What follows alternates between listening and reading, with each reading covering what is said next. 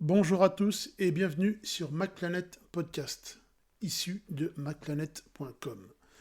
Alors, après plus d'un mois d'environ l'utilisation, on va voir ce qu'il en est de macOS Sequoia.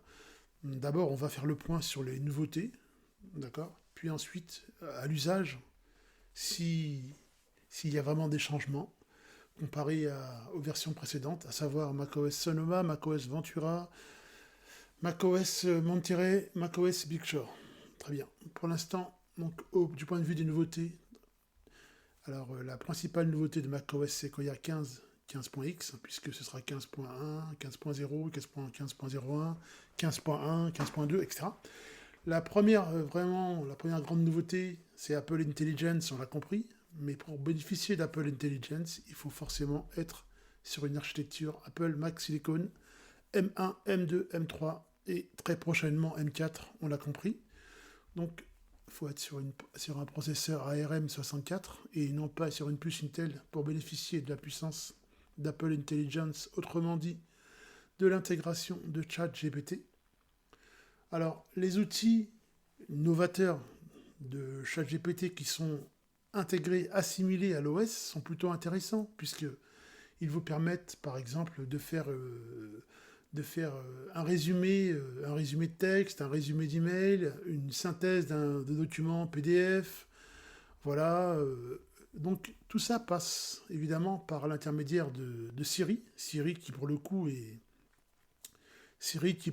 bénéficie d'un petit rajeunissement, puisque ce qui se passe, c'est que ChatGPT fusionne avec Siri, on peut dire en quelque sorte, puisque toutes les commandes qui faisaient défaut à Siri, toute la puissance qui faisait défaut à Siri, puisqu'il faut bien l'avouer, hein, Siri, ça a toujours été un outil assez médiocre, ben maintenant Siri va devenir quelque chose un peu plus péchu, on va dire, un peu plus, voilà, un peu plus fonctionnel, un peu plus sympa, d'accord? Donc merci OpenAI surtout. Alors, donc pour l'instant, on n'a pas encore accès à Apple Intelligence, donc sur les Mac Apple Silicon en Europe. Ce sera d'abord déployé, on le sait, aux États-Unis. Puis au fur et à mesure, bon, je pense d'ici l'année prochaine peut-être, ou bien l'été 2025 en Europe et en l'occurrence en France. Donc, donc ces fonctionnalités sont plutôt intéressantes comme je l'ai déjà dit, hein. Vous pouvez générer des genmojis, c'est-à-dire que vous allez grâce à ChatGPT pouvoir générer des images qui n'existent pas à partir d'icônes, à partir de visuels, à partir de vidéos, etc. Bon, ben voilà, c'est vraiment l'intégration de ChatGPT. Donc pour l'instant, tout ça, on n'en a pas encore la jouissance en Europe. Mais moi, ça ne me fait pas défaut, puisque sur mon Apple Mac Silicon, j'ai installé l'application officielle ChatGPT, donc ChatGPT. Et toutes ces fonctionnalités, je les retrouve dans la version gratuite de ChatGPT, donc ça ne me fait pas défaut. Sur mon Mac Intel, mon iMac Intel de 2019 27 pouces, qui ne supporte pas l'application officielle ChatGPT, j'ai installé menu bar ChatGPT. Donc voilà, j'en ai parlé sur la chaîne YouTube de MacPlanet. Donc c'est l'application, je vais vous donner le nom précis. Donc si vous n'avez pas de Mac Apple Silicon, vous pouvez installer l'application euh, qui se nomme, je vais le dire, qui se nomme Mac GPT. Donc voilà, vous pouvez télécharger ça et là vous aurez accès à toutes les fonctionnalités de ChatGPT dans la barre de menu, de la même manière que le fait l'application officielle de ChatGPT. Elle se loge dans la barre des menus et puis vous pouvez lui envoyer des documents en PDF, des photos, vous pouvez lui envoyer du texte et puis elle répond à vos requêtes. Vous pouvez lui demander de faire un résumé d'articles. Ça marche très très bien. Donc ne pas avoir ça dans macOS Sequoia 15 pour l'instant, moi ça me fait pas défaut. Et si c'est ça la nouveauté qu'apporte macOS Sequoia, vous pouvez facilement la contourner, on va dire. Ensuite, autre nouveauté, puisqu'on continue à les passer en revue, c'est la fonctionnalité de fenêtre en mosaïque. Alors, bien sûr, vous l'avez compris, il s'agit ici d'agencer les fenêtres Donc vous travaillez avec un multi-fenêtrage sur votre iMac, ou bien sur votre Mac avec un écran de 30 pouces, 27 pouces, 24 pouces, peu importe. Ben, lorsque vous avez une gestion de plusieurs fenêtres à effectuer, et ben, il suffit tout simplement d'amener les fenêtres là où vous voulez qu'elles soient. Si vous voulez séparer l'écran en deux, vous faites deux fenêtres, en trois fenêtres, en quatre, voilà. Et puis on peut également gérer la nouvelle gestion des fenêtres. On peut aussi gérer ça, ce qui est assez sympa. On peut gérer ça avec les raccourcis clavier. Donc ça j'aime bien. Donc voilà, on peut déplacer les fenêtres à gauche, à droite, en haut, en bas, en quadrillage. Donc pourquoi pas. Mais au bout d'un moment, de toute façon, lorsque vous avez trop de fenêtres ouvertes, de toute façon, vous êtes bien obligé d'en clôturer certaines. Mais c'est bien si on travaille d'un côté avec, comme moi je le fais déjà sur Mac, hein, une page de texte à gauche, et puis un plan, par exemple, à droite, et lorsqu'on rédige un article long, c'est bien d'avoir un vis-à-vis un double fenêtrage. Donc c'est une nouveauté de macOS Sequoia, donc un gestionnaire de fenêtres avancé, plus sympa. Moi je trouve qu'il est sympa, mais habituellement j'utilisais pour ça l'utilitaire donc, qui existe en version payante et gratuite, Magnet, Magnet, donc qui fait très bien le job et qui le fait aussi vraiment même un peu mieux, puisque lorsqu'on ouvre une fenêtre en plein écran sur macOS et qu'on l'aimante vers le haut, elle utilise carrément tout le bureau, ce que ne fait pas l'application native de gestion des fenêtres de macOS Sequoia. Donc je ne sais pas si je suis clair, mais je veux dire simplement que pour la productivité, le gestionnaire de fenêtres de macOS Sequoia est bien moins puissant que les outils spécialisés qu'on trouve donc en version gratuite ou payante, tels que Magnet. Voilà. Donc une nouveauté, tout ça pour dire que c'est une nouveauté qui ne va pas encore changer votre vie. Voilà. Mais bon, elle a le mérite d'exister. Et puis surtout, ça va surtout faire du tort aux éditeurs qui proposaient le genre d'outils. Mais bon, peu importe.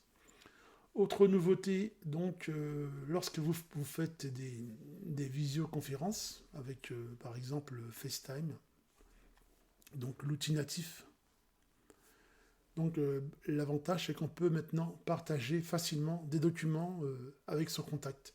Donc, partager une feuille de dessin, un document Excel, etc. Bon, ben voilà, un document Word. Donc, vous voyez, vous avez en visuel la photo, vous avez en visuel, excusez-moi, la vidéo de la personne à qui vous vous adressez, puis vous pouvez lui transmettre des documents en temps réel. Donc on voit tous les deux la même chose et on peut travailler de manière collaborative. Donc c'est bien pour le travail collaboratif entre deux personnes, même voire plus, hein, si c'est un FaceTime à plusieurs, où on peut échanger des documents en live. Donc pourquoi pas, c'est pas mal. C'était déjà possible avec certaines applications de messagerie instantanée, voilà. On peut désormais aussi, avec, donc, par exemple, entre un iPhone et un Mac, ou entre deux Macs, on peut maintenant ajouter des décors en arrière-plan lorsqu'on fait une visio. Exemple classique, hein, mais archi connu. Vous êtes en télétravail à la maison, vous n'avez pas envie qu'on filme, par exemple, votre habitation ou autre, vous pouvez mettre un arrière-plan, un paysage, un building, ce que vous voulez, ce qui rend en fait la conférence plus sympa et plus impersonnelle surtout. Donc ça c'est encore une petite nouveauté qui ne changera pas votre vie, mais qui a le mérite d'exister. Autre nouveauté encore toujours, donc on est toujours dans le même cadre des nouveautés de Sequoia, je vais vous donner mon avis à la fin, mais je vous donne un petit peu le plan de tout ce que je vois arriver. Vous avez la possibilité donc avec Safari, vous avez en guise de nouveauté plus de contrôle sur les vidéos en ligne. Donc, lorsque Safari détecte une vidéo sur une page, donc il fait passer en avant-plan la vidéo tout en laissant accès aux commandes de lecture du système. Bon ben voilà, pourquoi pas, bon, ça change pas la vie. Petit ajout, petite implémentation au sein de Safari. C'est pas ce qui fait vibrer, mais bon, voilà. Moi, j'aurais bien aimé, par exemple, dans Safari, ce qu'on retrouve dans Google Chrome, par exemple, la fonction de traduction automatique d'une page. Par exemple, lorsqu'on arrive sur une page en espagnol, en anglais, en allemand, en italien, que sais-je, en fait, vous pouvez programmer Safari pour qu'il vous traduise cette page automatiquement à la volée en français, ou bien la langue de votre choix. Ça, j'aime bien cette fonction dans Google Chrome, que je ne vois pas encore dans Safari. Dans Safari, la traduction, elle existe, mais il faut manuellement la déclencher via le petit bouton traduire en français, etc. Donc ça, voilà. Autre nouveauté de macOS Sequoia 15, on a l'application mot de passe qui a fait son apparition à la fois sur iPhone, sur iPad, sur Apple Vision Pro et sur Mac, bien sûr, puisqu'on parle de macOS en l'occurrence. Donc, avant, c'était un petit peu en désordre. Hein. Bon, voilà, il y avait un gestionnaire de mots de passe, un trousseau. Le trousseau d'accès. Donc maintenant, lorsque vous lancez la commande trousseau d'accès, vous allez voir, c'est maintenant l'application mot de passe qui se lance. Alors, moi, ce que j'aime bien dans cette application mot de passe, j'en ai fait une vidéo sur la chaîne YouTube MacPlanet, vous pouvez aller voir, c'est que tout est bien segmenté, tout est bien cloisonné. Donc c'est une très bonne application. Ça, c'est une très bonne application. D'un côté, les réseaux Wi-Fi sur lesquels vous êtes enregistré. D'un côté, vos clés d'accès. De l'autre, vous avez tous les codes et mots de passe des sites web, des forums que vous visitez. Tout ça, bien sûr, est sécurisé, évidemment. Vous avez aussi des alertes pour tous les mots de passe qui sont obsolètes et non sécurisés. Donc c'est à vous de les mettre à jour, bien entendu. Donc ça, c'est assez sympa aussi. Voilà, les mots de passe que vous avez supprimés, donc dans une section bien à part. Enfin voilà, pour moi c'est une très bonne application, ce gestionnaire de mots de passe. C'est enfin un gestionnaire de mots de passe à part entière et qui fonctionne vraiment très très bien. Et qui se synchronise via iCloud bien sûr, avec les autres devices Apple, que sont l'iPhone, l'iPad et compagnie. Donc, petite nouveauté, mais qui a le mérite d'exister. Ensuite, voilà, la nouveauté que j'ai testée, qui n'est pas encore autorisée en Europe, donc qui n'est pas autorisée en France, et que j'ai vraiment apprécié, c'est la recopie de l'iPhone. C'est-à-dire l'iPhone mirroring. C'est-à-dire que vous pouvez avoir votre iPhone à côté ou un peu plus loin, peu importe. Dès l'instant où il est connecté avec le même identifiant Apple, il est sur le même réseau Wi-Fi, donc voilà, et que le Bluetooth est activé de part et d'autre, sur le Mac et sur l'iPhone, vous pouvez contrôler votre iPhone depuis votre Mac. Donc moi j'aime bien ça, si vous faites des tutoriels vidéo, des tutoriels, donc voilà, TikTok, YouTube, peu importe, Insta, des shorts, ce que vous voulez, en fait, vous n'avez pas besoin de toucher à votre iPhone, et vous contrôlez totalement tout à l'écran du Mac. Donc sur un grand écran, vous avez l'affichage de l'iPhone, et vous contrôlez tout. Comme si vous aviez en fait l'iPhone en main. Donc ça, j'aime bien cette fonctionnalité, mais elle n'est pas encore implémentée. On peut l'installer, comme je l'ai fait dans la vidéo. J'ai fait une vidéo où je montre comment ça fonctionne, l'iPhone mirroring, la recopie de l'iPhone. Donc j'ai fait une vidéo sur la chaîne MacPlanet YouTube, vous allez voir, c'est plutôt sympa. Donc c'est pas seulement une recopie d'écran, c'est une recopie d'écran, c'est pas une recopie d'écran passive, c'est une recopie d'écran active, interactive, puisqu'on peut contrôler son iPhone directement depuis son Mac avec sa souris, voilà, sans avoir à toucher l'iPhone. Très facile à utiliser, très intuitif, ça j'ai adoré. Donc ça fait partie des choses qui m'ont plu. Donc qu'est-ce qu'on a d'autre Donc on a des améliorations au niveau du système d'exploitation Sequoia, donc pour mieux tirer parti donc des jeux avec les puces Apple, donc des jeux Metal 3, donc des fréquences d'image plus élevées, donc des FPS, davantage de FPS, davantage d'effets de lumière, bon voilà, si vous jouez un petit peu, donc si vous téléchargez des jeux via Steam ou via d'autres plateformes, vous sentirez peut-être une amélioration, notamment quand le Mac passe en mode jeu, c'est-à-dire qu'il alloue toute la puissance du Mac pour le jeu, tout en mettant un petit peu en veille la puissance des applications qui travaillent en arrière-plan et qui ne servent à rien. On met toute la puissance en avant pour le jeu et on réduit la puissance des applications qui sont en tâche de fond. Et là, vous allez avoir des effets spéciaux un petit peu plus sympas avec Prince of Persia, Resident Evil, voilà. Choses comme ça, voilà. Donc c'est un pas de plus pour séduire les joueurs. Mais bon, comme j'ai toujours dit, sur Mac, la meilleure façon de jouer, c'est d'avoir un Mac Intel de 2019, par exemple, ou de 2020, et d'installer Bootcamp. Donc d'installer Windows sur Mac nativement. Donc je ne parle pas d'UTM, je ne parle pas de Parallel Desktop, je ne parle pas de VirtualBox, je ne parle pas de VMware, je parle bien de l'installation Windows 11, soit sur un SSD externe, soit sur une partition de votre SSD interne, donc du Mac. Et là, vous allez nativement pouvoir installer n'importe quel jeu Windows et le faire fonctionner à plein régime. Donc le jeu vidéo sur Mac, en l'état, moi, il ne me séduit pas encore assez. Je préfère jouer sur Windows quand je joue. Ça, c'est une parenthèse. Voilà, fin de la parenthèse. Ensuite, où est-ce que j'en étais? Voilà. Donc, des petites nouveautés pour Message. Donc, Message, iMessage, on l'appelle comme on veut. Donc, puisque Message a beaucoup de retard, si vous utilisez un peu WhatsApp, enfin, qui n'utilise pas WhatsApp d'ailleurs, vous avez pu constater que Message est un petit peu à la traîne. Voilà. Un logiciel qui aurait pu être leader a réussi à se faire dépasser par un concurrent, mais bien comme il faut. WhatsApp, il écrase carrément Message à plat de couture pour moi. Ça c'est mon opinion, mais bon, ça n'engage que moi. Alors, ce que je veux dire, c'est que je disais, donc Message, donc vous pouvez maintenant envoyer des petits effets lorsque vous recevez un message, par exemple, vous avez envie d'y réagir, vous pouvez y réagir en envoyant des petits effets spéciaux. Il suffit pour ça de faire une double tape sur le message texte que vous envoie le correspondant, puis vous avez une série d'effets spéciaux, entre guillemets, puisqu'il s'agit de ça, pour égayer le message, pour y réagir de manière différente que par du texte. Bon, est-ce que c'est une nouveauté? Oui, non, pas pour moi, mais bon. Donc on peut réagir avec des emojis, avec des autocollants, choses comme ça. Voilà. L'autre fonction très intéressante dans macOS Sequoia, qui est aussi présente bien sûr sur iPhone, sur iOS, iPadOS, sur iPhone et iPad, c'est la fonction de programmation d'un message. Vous pouvez programmer un message et l'envoyer plus tard.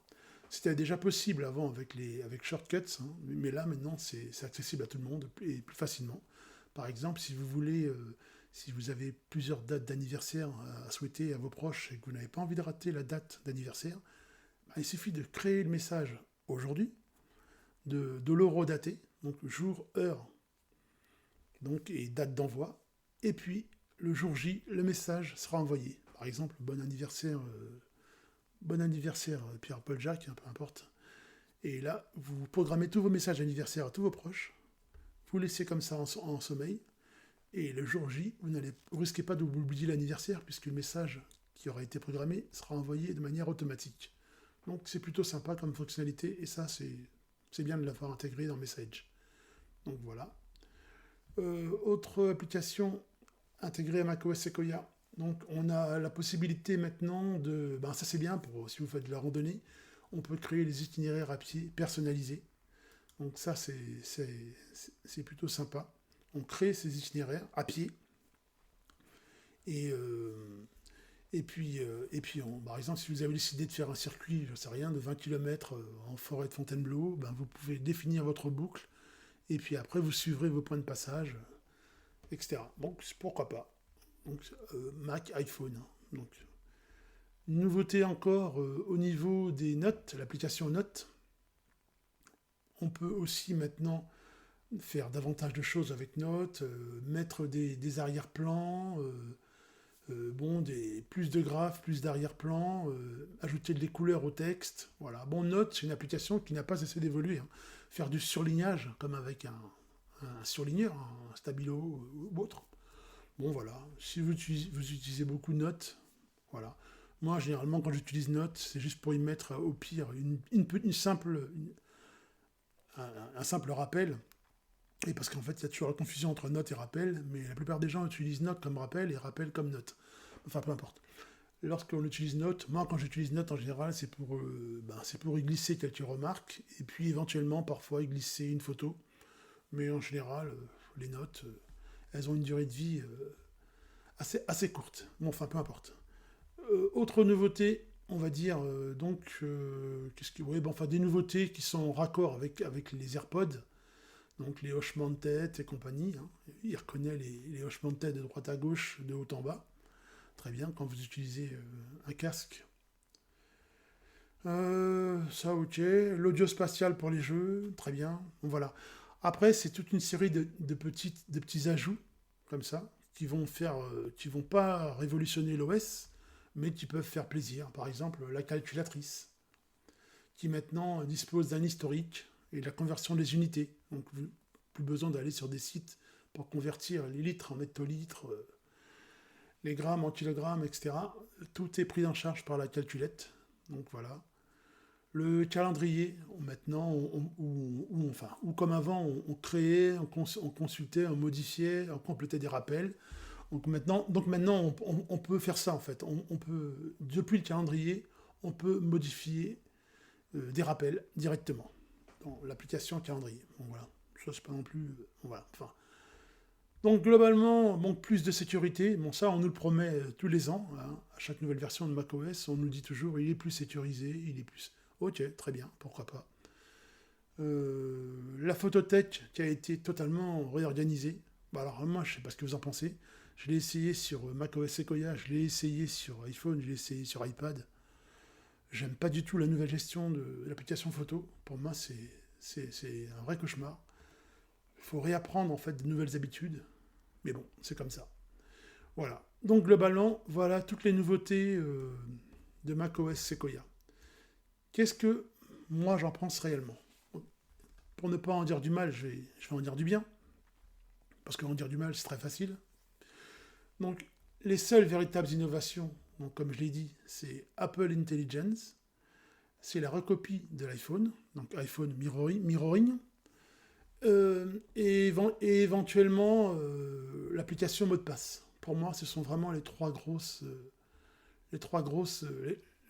nouveautés, les trois gros changements. Et éventuellement, on peut rajouter en quatrième, bon, allez, on va dire, la programmation d'envoi des messages. Autrement dit, sinon, j'étais sous macOS Sonoma, j'ai fait une installation propre de macOS Sequoia, c'est-à-dire que mon, j'ai formaté mon disque, mon SSD d'un Tera complètement, et j'ai réinstallé. J'ai vu aucune différence en termes de vitesse. Donc voilà, donc aucune différence en termes de vitesse. Ça m'a voilà. Donc ça c'était déjà un petit peu. J'ai pas eu, si ce n'est le fond d'écran dynamique qui est différent, j'ai pas vraiment vu de différence entre, parce qu'on peut le dire, j'ai pas vu de différence environ depuis, on va dire, 3-4 ans.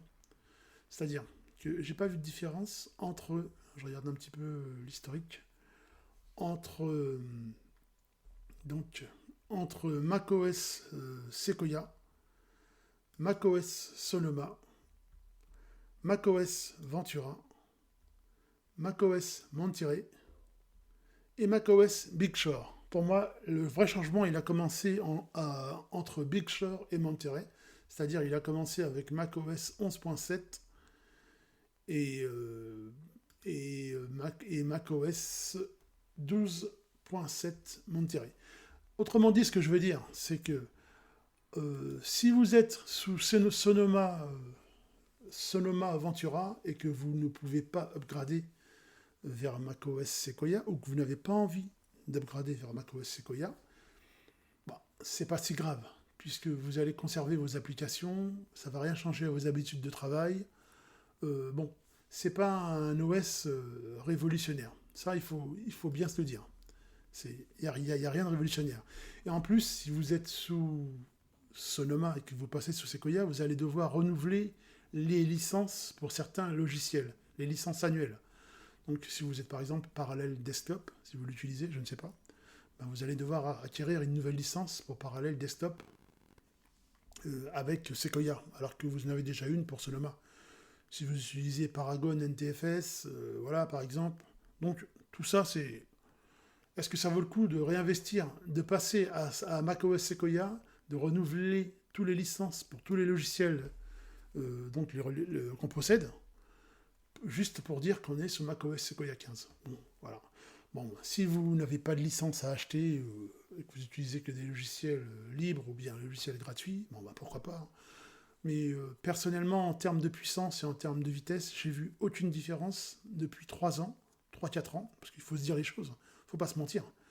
J'ai vu les numéros de version défiler, j'ai vu quelques petites nouveautés apparaître à gauche à droite, hein, Stage Manager que j'utilise pas, bon, voilà, pourquoi pas. On joue un petit peu avec les widgets de tous les côtés, d'accord.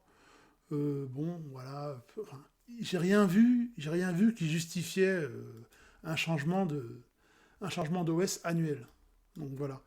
Donc maintenant j'ai fait, ça m'a pas empêché, hein, j'ai fait quand même un tutoriel pour ceux qui sont dans l'impossibilité matérielle de passer à macOS Sequoia parce que leur machine est trop vieille.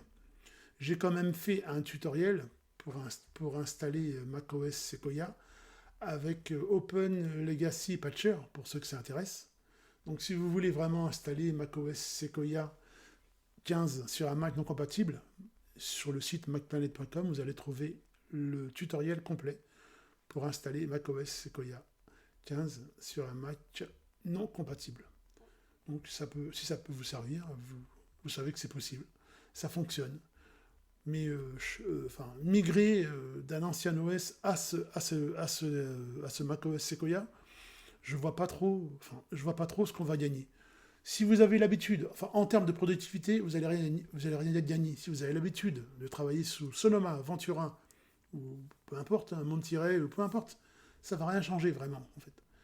Vous avez l'habitude d'utiliser Filmora, Final Cut, j'en sais rien, Adobe Photoshop, peu importe le logiciel que vous utilisez, ça fonctionne de la même manière. Et je vois pas de changement. C'est pas. Voilà. Le véritable changement, il aurait dû être cette année pour tous. C'est l'intégration d'Apple Intelligence au sein de l'OS. Mais bon, là encore, bon, c'est un Apple. C'est un. Comment dirais-je. C'est l'intégration de l'intelligence artificielle sous macOS Sequoia, pour moi, je la trouve un peu bridée. C'est-à-dire qu'elle permet de faire certaines fonctionnalités, mais tout est cloisonné, tout est verrouillé. C'est-à-dire qu'il y a moins de liberté à utiliser Apple Intelligence au sein de macOS Sequoia que d'utiliser à côté, je sais pas, Perplexity, Llama ou OpenAI, ChatGPT à côté. Moi, je préfère utiliser l'application tierce à côté et bénéficier de la pleine puissance du, du LLM, peu importe, MLM, LLM, peu importe, enfin bon, peu importe. Voilà, plutôt que de l'utiliser de manière bridée au sein de macOS Sequoia. Parce que résumer un texte, n'importe quelle intelligence artificielle vous fait ça aujourd'hui. Vous n'avez pas besoin que ce soit intégré à Apple Intelligence. Hein. Voilà, c'est pas nécessaire. Générer des images aléatoires, des images, n'importe quel logiciel d'intelligence artificielle fait ça. Donc pour moi, la grosse nouveauté Apple Intelligence, elle me fait pas défaut et c'est pas un manque de ne pas l'avoir. Enfin, c'est pas un manque de ne pas l'avoir cette année. On l'aura en 2025, peu importe. Mais si, enfin, l'avoir ou pas l'avoir, ça change rien. Voilà. Honnêtement, c'est ça. La seule application qui me fait défaut dans macOS Sequoia, c'est la recopie de l'iPhone que j'ai essayé, donc, comme je l'ai dit, que j'ai vraiment trouvé super sympa. Alors, contrôler son iPhone comme ça à l'écran, comme si de rien n'était, c'est vraiment, vraiment super. Ça, j'ai trouvé ça vraiment génial. Mais bon, malheureusement, c'est pas encore disponible en France. Voilà. Donc, c'est presque une année, de mise à jour inutile, quoi. Vous voyez, oui, c'est sûr, on est passé de macOS Sonoma. Donc on est passé de macOS Sonoma 14.x à macOS Sequoia 15.x. Mais qu'est-ce que ça change réellement, quoi. Rien du tout. Donc j'ai l'impression que toute la puissance d'Apple en ce moment, elle est plutôt déportée du côté d'iOS. Donc je ne vais pas dire d'iPadOS, puisque ça pour moi c'est la même chose. Elle est déportée du côté d'iOS. Et voilà, c'est tout. Hein, mais je vois pas vraiment d'efforts qui sont réalisés sur macOS. Donc moi, j'adore utiliser un MacBook Air, donc Apple Silicon. Je travaille dessus. J'aime bien utiliser mon iMac aussi. Bon, voilà. Mais je trouve que le macOS, qui est à la base un bon système d'exploitation, il est un peu à la traîne depuis 3-4 ans. Et là, au prix où coûtent les configurations de Mac, hein, prochainement, on va avoir le MacBook Pro M4. Au prix où coûtent les configurations, on pourrait quand même avoir des vraies innovations, hein. Il ne s'agit pas de changer le fond d'écran tous les ans, de mettre un fond d'écran dynamique différent et de nous faire croire que l'OS a changé, hein. Non, non, l'OS n'a pas changé, hein. C'est juste le fond d'écran dynamique qui a changé. Quelques agencements à gauche à droite qu'il faut bien chercher si on veut les trouver. Mais il y a vraiment rien de nouveau. Il n'y a vraiment rien de nouveau. Pour moi, il n'y a rien de nouveau. Voilà. Donc Siri toujours obsolète tant que Apple Intelligence n'est pas intégré, n'y est pas intégré. Donc pour nous en France, pour les Américains, c'est très bien. Ils vont avoir un Siri évolué, un Siri qui marche enfin normalement. Mais nous, pour l'instant, on reste encore sur les anciennes notes, les anciennes mauvaises notes de Siri. Donc, on gagne rien. On ne gagne vraiment rien. Qu'est-ce que j'ai noté aussi par rapport à ça? Donc, qu'est-ce que j'ai vu d'intéressant par rapport au macOS? Ouais, ben finalement, grosso modo, c'est plus ou moins ça, hein. C'est plus ou moins ça que j'ai eu, hein. La gestion des fenêtres. Ouais, enfin, ouais, non, vraiment, il y a pas grand-chose cette année. Donc, si vous ne pouvez pas l'installer, ou bien si vous refusez de l'installer, on vous en voudra pas, hein, puisque franchement, c'est rien de révolutionnaire. D'ailleurs, il suffit de vérifier sur le site d'Apple la liste des nouveautés. Vous allez voir que ça se compte sur les doigts d'une main. C'est les vraies nouveautés, je parle, hein. Je parle pas de petits ajouts comme ça, à gauche, à droite, que personne ne remarque. Je parle pas de ça, je parle de vraies nouveautés, de véritables nouveautés. Gain de puissance 0, bon voilà, vraiment non, voilà. Donc, si vous avez la possibilité de passer sur macOS Sequoia et que vous avez une configuration suffisamment musclée ou suffisamment moderne pour le faire, faites-le, forcément, hein. Quand il y a de la nouveauté, c'est dommage de ne pas en profiter. Mais si vous ne pouvez pas migrer vers macOS Sequoia, bon, c'est pas très grave, ça ne changera pas votre utilisation de macOS. Ça, je tiens à le préciser. Moi, c'est globalement ce que j'avais à dire par rapport à macOS Sequoia. Alors, voilà, donc, pas de révolution. Donc, à ce rythme-là, je trouve qu'il valait mieux sortir un OS, enfin, toujours côté européen, hein, bien sûr. Il valait mieux mieux vaut sortir une version de macOS tous les 2 ans, si c'est pour y apporter si peu de changements. Moi, c'est ce que je pense, hein, parce que là, c'est pas concluant. Mais sinon, le système, il est stable. Moi, j'ai aucun plantage. Enfin, j'ai jamais eu de plantage, hein, sur macOS. C'est très très rare.